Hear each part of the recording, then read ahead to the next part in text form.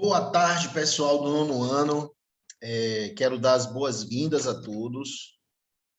Espero que vocês tenham descansado, tenham brincado, enfim, agora, né, nas férias, que vocês tiveram aí, né, quase um mês de férias, e espero que nós possamos agora estar voltando com gasto total para esse segundo semestre, né? Enfim. E vamos começar, pessoal, do assunto que nós paramos antes das férias, que foi a Revolução Russa, né? Vamos falar um pouquinho hoje da Revolução Russa, o que foi a Revolução Russa, etc. Enfim, na história geral. Falamos de história do Brasil, e falamos depois da história do Brasil, falamos da Primeira Guerra, e quando nós iniciamos a Revolução Russa, veio a prova, né, etc. Vou compartilhar aqui com vocês um slide,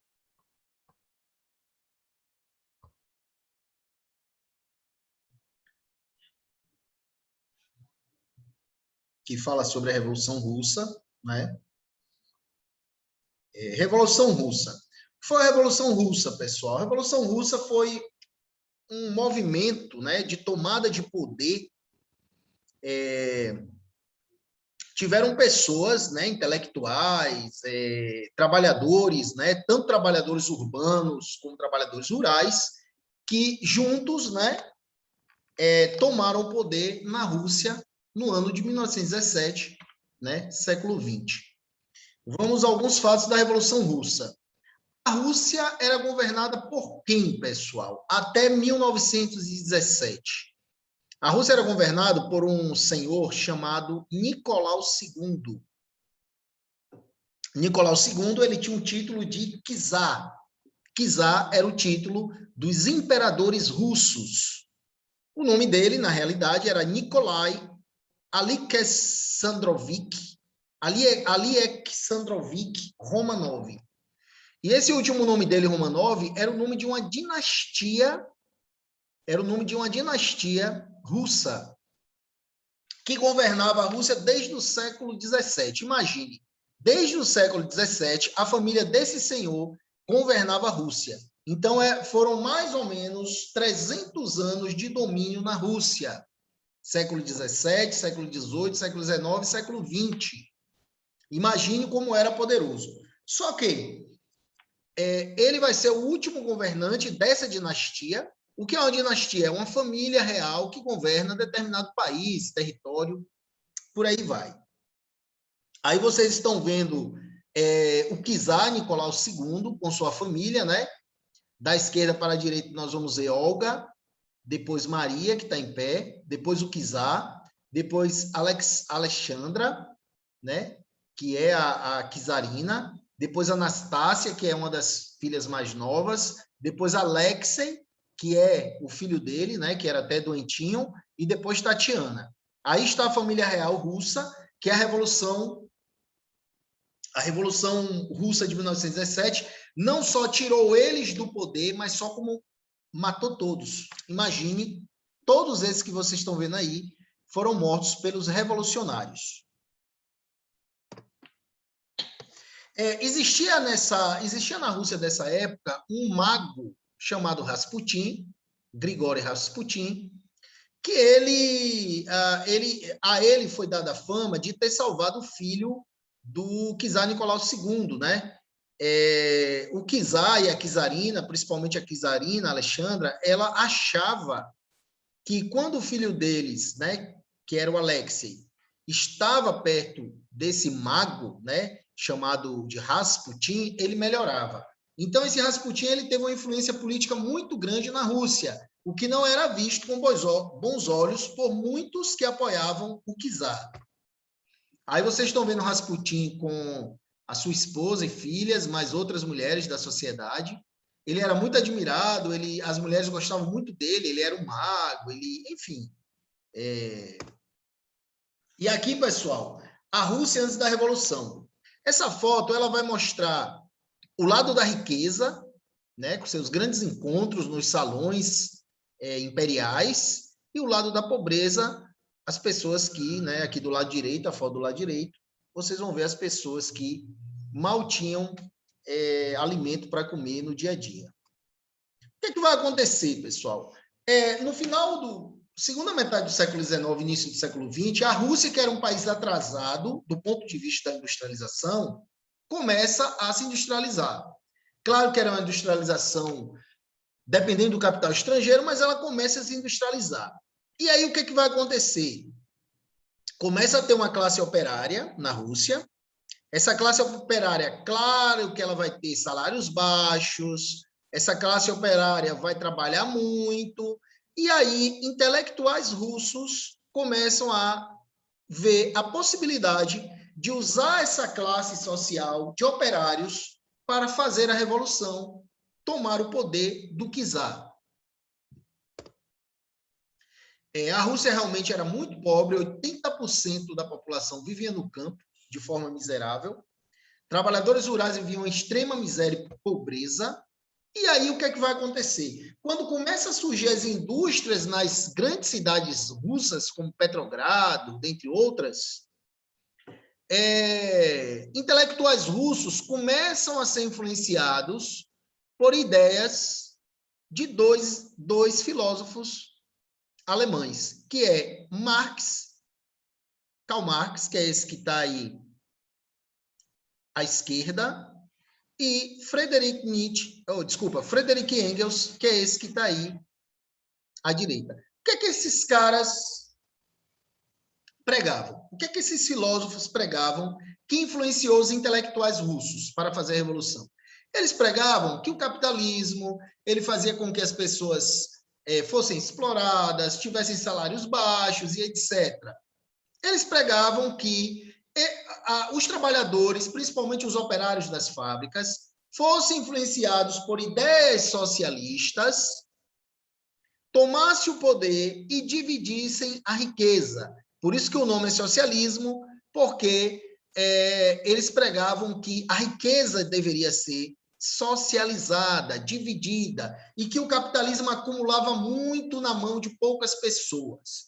Esses dois filósofos alemães, com a sua obra, com aquilo que eles escreveram, influenciaram intelectuais russos que começaram a pregar, vamos dizer assim, para esses operários, para essas pessoas que trabalhavam nas fábricas, a tomada do poder da burguesia, dos donos dos meios de produção, ou seja, dos donos das fábricas, dos grandes empresários industriais. Aí o que vai acontecer, pessoal? Esse operariado ele começa a ficar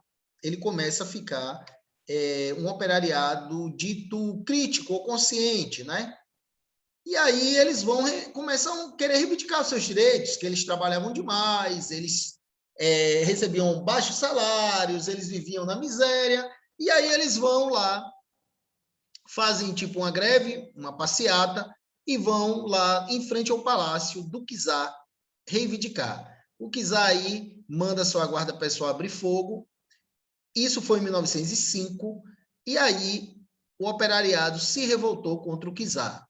Olhe que a revolução foi em 1917, mas em 1905 você já percebe que os operários já estavam começando a se organizar, e depois que o czar mandou abrir fogo sobre eles, aí que eles começaram a se organizar mais e lutar contra o czar. Aí está uma foto da guarda pessoal do czar, né, que estava organizada para ir de encontro aos manifestantes.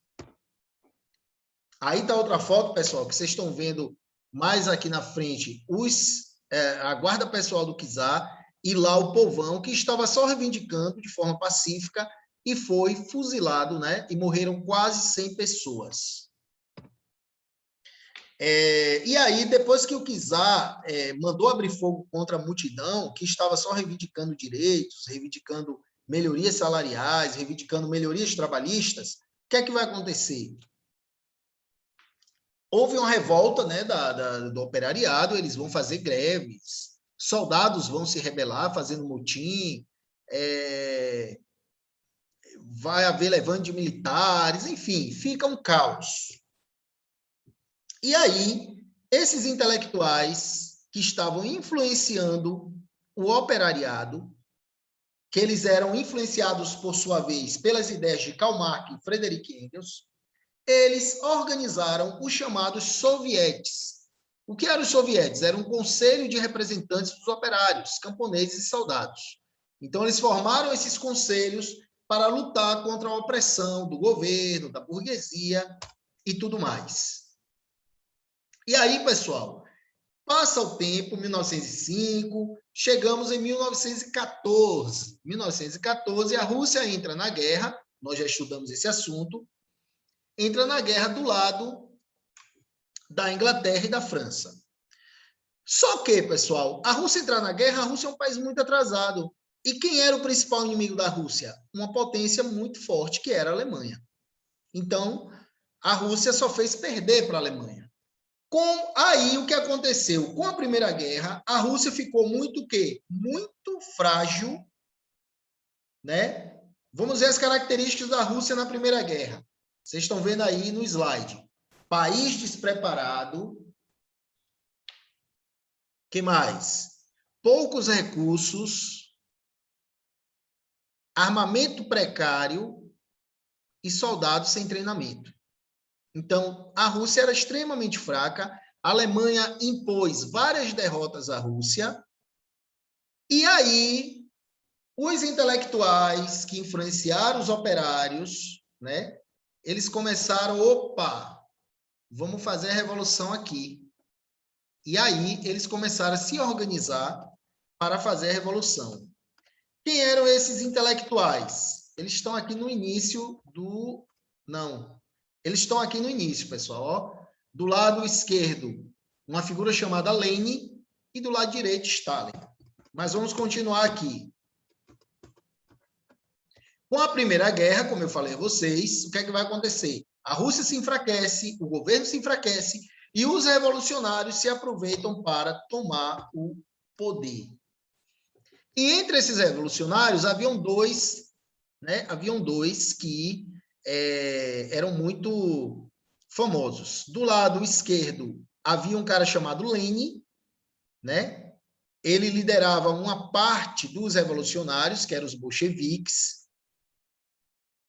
E do outro lado, tinha um cara chamado Julius Martov, que liderava uma parte dos revolucionários chamada menchevique. Por que os revolucionários estavam divididos? Porque uma parte dos revolucionários, que era o caso dos bolcheviques, pensavam em tomar o poder na raça, pegar em armas e tomar o poder. No caso dos mencheviques, eles pensavam o seguinte: vamos esperar o capitalismo se amadurecer na Rússia, porque a Rússia não era um país capitalista, estava começando a se industrializar entre o final do século XIX e início do século XX. Então, os mencheviques eles eram mais brandos. Vamos esperar o capitalismo se desenvolver na Rússia e depois vamos implantar o socialismo. Para Lenin, que era o chefe dos bolcheviques, isso não era interessante, porque ele ficava pensando: quando é que vai se desenvolver o capitalismo na Rússia? Temos que pegar em armas e tomar o poder agora. Essa era a divergência entre esses dois grupos de revolucionários. Aí, o que é que vai acontecer? Kerensky, né? Tinha Martov e tinha esse cara Kerensky. Kerensky vai fazer a revolução, vai tomar o poder, as greves de trabalhadores urbanos e rurais espalham-se pelo território russo, motins do exército, manifestantes populares pedindo democracia, mais empregos, melhores salários e o fim da monarquia czarista.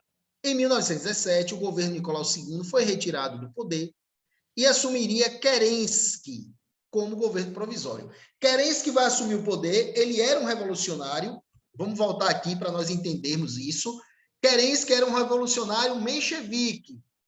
Nós vimos que os revolucionários estavam divididos em bolcheviques, liderado por Lenin, e mencheviques por Júlio Martov. Os bolcheviques eram mais radicais, queriam pegar em armas para tomar o poder, e os mencheviques queriam esperar o capitalismo se desenvolver na Rússia para tomar o poder, eram mais brandos. Quem desses dois subiu o poder? Bolcheviques ou mencheviques? Foram os mencheviques que colocaram como governante um cara chamado Kerensky. Ok. Nicolau II tinha saído do poder e quem estava no poder era um revolucionário menchevique. Só o que que vai acontecer, pessoal? O líder menchevique querence que ele vai se comprometer com o desenvolvimento do capitalismo, então ele não vai tomar o poder total, só fez tirar o czar do poder. Ele vai manter a Rússia na guerra e ele não vai fazer nenhuma reforma agrária, ou seja, dividir as terras, que era que o povo queria e era o que pregava o socialismo, mas ele não fez isso. Principalmente, algo que ele não fez, que todos queriam que ele fizesse, era tirar a Rússia da guerra. O que é que vai acontecer? O líder bolchevique, chamado de Lenin, ele vai analisar a situação e ele vai dizer, opa, tem uma coisa errada. Esse revolucionário aí, menchevique, subiu ao poder, não mudou nada, não fez reforma agrária, não tirou a Rússia da guerra, eu tenho a solução.